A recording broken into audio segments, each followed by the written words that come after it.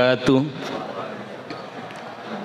Alhamdulillah alladzi ja'ala al-asya'a bi qudrati wa iradati wa amarana liyashkuru ala ni'amihi yazidu liman syakara wa yu'adzibu liman kafar. Asyhadu an la ilaha illallah wa asyhadu anna Muhammadar Rasulullah sallallahu alaihi wa ala alihi wa ashabihi wa man tabi'ahu ajma'in ma ba'd. Jemaah sekalian, Bapak Ibu rahimakumullah, alhamdulillah kita bersyukur kepada Allah Subhanahu wa taala. Malam ini kita memasuki malam yang ke-29. Insya Allah 2 hari lagi Ramadan meninggalkan kita. Kira-kira kita senang apa susah ditinggal Ramadan ini? Tanda-tandanya kalau senang dipersiapkan makanan yang enak-enak, pakaian yang bagus untuk mengusir Ramadan. Tapi kalau senang rasanya ingin seperti tamu yang datang ke rumah kita, besok pagi mau pamit pulang. Tentunya kalau kita cinta kepada tamu itu, kita tidak akan pernah berpisah. Walaupun sebentar, rasanya ingin terus berduaan. Kenapa? Besok sudah pulang, saya ingin berduaan terus. Masih rasa kangen, rasa rindu, rasanya belum hilang. Jemaah sekalian rahimakumullah, pada kesempatan yang singkat ini, sebagai koreksi kita, saya ingin membacakan hadis pendek yang diriwayatkan oleh Imam Tabrani. Khairun nas anfa'uhum linnas wa ahsanuhum khuluqan. Bagus-bagusnya menunso itu anfa'uhum linnas, yang banyak manfaatnya untuk orang lain. Setelah kita dididik selama 1 bulan di bulan Ramadan ini, digembleng, ditatar terus, kira-kira kita bisa menjadi manusia yang bermanfaat bagi orang lain atau tidak. Jangan pernah melihat apa manfaat orang itu untuk saya, apa manfaat teman saya untuk saya, apa manfaat tetangga saya untuk saya. Jangan, tapi tanyakan kepada diri kita masing-masing, apa sih manfaat diri saya untuk teman saya, untuk keluarga saya, untuk tetangga saya. Itu yang harus kita tanyakan. Semakin sering kita bertanya pada diri kita masing-masing, itu akhirnya kita berusaha menjadi manusia yang bermanfaat bagi orang lain. Karena nilai kebaikan seseorang itu terletak pada kebaikan kepada orang lain. Maka itu ada istilah atau kategori bahwa manusia itu dikategorikan ada 4 macam.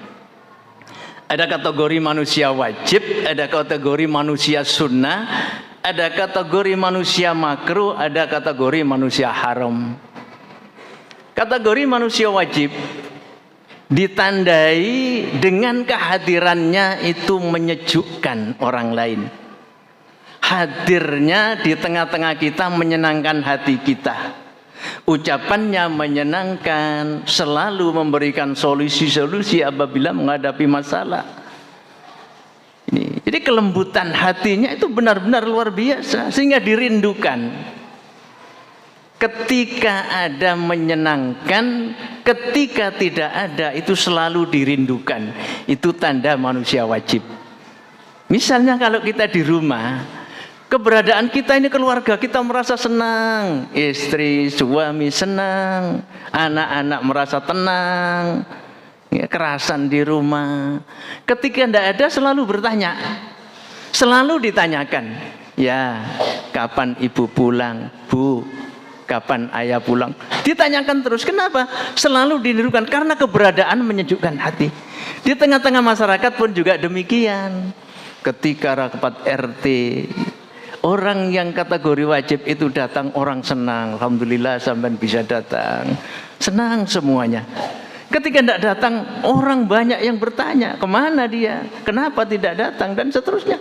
Dia rindu, dia kangen, ingin selalu berdampingan, ngobrol bersama dan sebagainya. Ini manusia kategori wajib. Yang kedua ada kategori manusia sunnah. Kehadirannya itu menyenangkan, orang semua senang. Ketika tidak datang, tidak terlalu dirindukan, tidak terlalu dibutuhkan. Jadi ketika datang orang senang, alhamdulillah berkumpul kembali. Tapi ketika orang itu tidak ada, tidak ditanyakan, ya biasa-biasa saja, tidak merasa kehilangan. Kenapa? Karena ketulusannya beda dengan manusia kategori wajib. Keikhlasannya, ketulusannya. Karena orang yang tulus hatinya, bicara dengan orang lain akan menembus hati orang lain.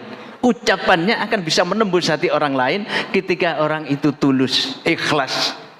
Ya, seperti kita misalnya sowan ke kiai-kiai sepuh, kemudian diberikan nasihat satu kata dua kata, menyejukkan hati, menyentuh kepada hati. Karena keikhlasannya, ketulusannya. Ya. Jadi ikhlas itu luar biasa manfaatnya para jemaah sekalian. Ya. Ada cerita, mungkin pernah saya ceritakan barangkali. Kalau dulu ibu saya suka dongeng gitu ya, jadi itu dongengan. Sekarang diangkat lagi di media itu Pak Yai juga dongeng seperti itu. Jadi cerita tentang pesantren itu. Ada seorang santri mondok di satu tempat di Pak Yai, kemudian sudah cukup ilmunya pulang. Masing-masing pulang. Yang satu karena tulus hatinya ikhlas, yang satunya tidak tulus, tidak ikhlas. Sehingga pulang ke rumahnya masing-masing punya pekerjaan. Yang satu petani, yang satu peternak. Begitu yang petani ini karena tulus hatinya ikhlas, dirawat kebunnya, kemudian panen, ingat Pak Yai. Panen jagung, panen ketela, ingat Pak Yai. Akhirnya sambang Pak Yai datang ke sana, dibawakan telo, dibawakan jagung. Assalamualaikum Pak Yai. Waalaikumsalam. Anda boleh niki panen jagung kulo kali telo. Alhamdulillah. Bu Nyai dipanggil, Bu. Ada apa? Ini santrinya nyambangi. Gawakno telo kali jagung. Alhamdulillah. Nggo mburi kan apa-apa ta? Mboten enten wedhus. Ya kan ya wis iku gawakno. Bawakan kambing itu. Budal nggawa telo kali jagung mulai disangguni wedhus karena ikhlas. Ketemu temannya yang tidak tulus, tidak ikhlas hatinya, tanya, kamu beli wedhus ya? Tidak, ke rumah Pak Yai, saya tidak bawakan telo sama jagung, pulang saya dibawai kambing. Akhirnya pikirannya, dia bawa telo sama jagung, pulang dibawai kambing. Kalau aku nanti ke sana bawa kambing, pasti pulangnya sapi. Ya, akhirnya ikut ke sana tapi tidak ikhlas, dibawakan kambing. Assalamualaikum Pak Yai. Waalaikumsalam. Ini teriak saya sudah banyak. Ini Pak Yai saya bawakan kambing. Alhamdulillah. Bu Nyai dipanggil lagi. Bu, apa ini santrinya nyambangi kita dibawakan kambing. Alhamdulillah. Enggak ono apa-apa nduk mburi. Enggak ada ya, kemarin itu yang dibawakan santri yang satu itu telo sama puhung itu. Ya wis ikulah gawakno. Jadi membawa kambing disangoni telo, yang bawa telo disangoni kambing. Kenapa? Karena yang satu tulus ikhlas dan yang satunya tidak tulus. Itu sering dongengan ibu saya seperti itu. Ya, ternyata di pesantren sering diceritakan Pak Yai itu untuk menanamkan ketulusan kepada santrinya. Ini yang ketiga, ada manusia makruh, kategori manusia makruh. Keberadaannya itu membawa madorot. Ketika tidak ada, itu aman-aman saja. Jadi keberadaannya di tengah-tengah kita itu malah menyusahkan. Ya. Ketika misalnya rapat RT, orang yang kategori makruh itu datang, orang sudah, kita kok bikin resek ini. Jadi malah tidak senang datangannya. Ketika tidak datang, tidak tanya, syukurlah tidak datang dia, malah disyukuri. Ya, malah senang hatinya. Begitu juga ayah kategori manusia makruh, ketika ada di rumah semuanya merasa tidak senang. Ya, anak tidak tenang. Ya.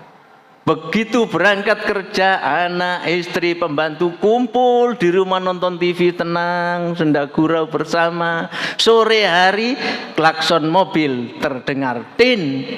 Dilihat ayah yang kategori makruh itu datang.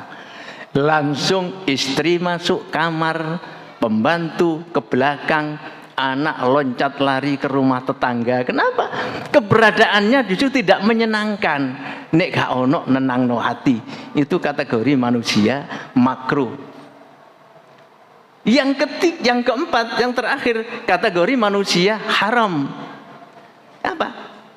Keberadaannya membawa bencana kalau tidak ada disyukuri. Ya, misalnya di kantor, kalau sudah orang kategori haram ini ada di kantor, ada saja yang tidak hilang. Ada saja yang tidak beres di situ, masalah terus timbul. Begitu orang ini resign, keluar dari kantor, semua bersyukur, alhamdulillah sudah tidak ada lagi penyakitnya. Ini kategori manusia wajib, kategori manusia sunnah, kategori manusia makruh, kategori manusia haram. Kita kembalikan kepada diri kita masing-masing. Kita ini termasuk kategori manusia yang mana? Ukurannya tidak usah ke masyarakat, di keluarga saja. Keluarga kita bisa merasakan. Kita ini termasuk kategori manusia yang mana? Yang nomor berapa? Kira-kira tenangkah, senangkah keluarga kita kalau kita ada di rumah? Atau justru kapan sih sampai berangkat ya? Seperti itu. Lungone sing ditakokno bukan ada di rumah yang ditanyakan. Ini mari kita jadikan koreksi kepada diri kita masing-masing. Kita tidak perlu menuding orang lain, kamu kategori manusia ini, manusia ini, manusia ini. Tidak, kita kembalikan kepada diri kita. Kita tanyakan, kita ini termasuk manusia mana? Ya, itu sebagai koreksi. Mudah-mudahan setelah Ramadan itu kita berusaha paling tidak kategori manusia sunnah. Kalau bisa kategori manusia wajib. Sehingga sesuai dengan hadis tadi, khairun nas anfa'uhum linnas. Sebaik-baik manusia, manusia yang banyak membawa manfaat bagi orang lain dan perbaik akhlaknya, pergaulannya. Saya kira itulah para jamaah sekalian rahimakumullah yang bisa saya sampaikan. Mudah-mudahan ada guna dan manfaatnya. Nasrun minallah fathun qarib. Assalamualaikum warahmatullahi wabarakatuh.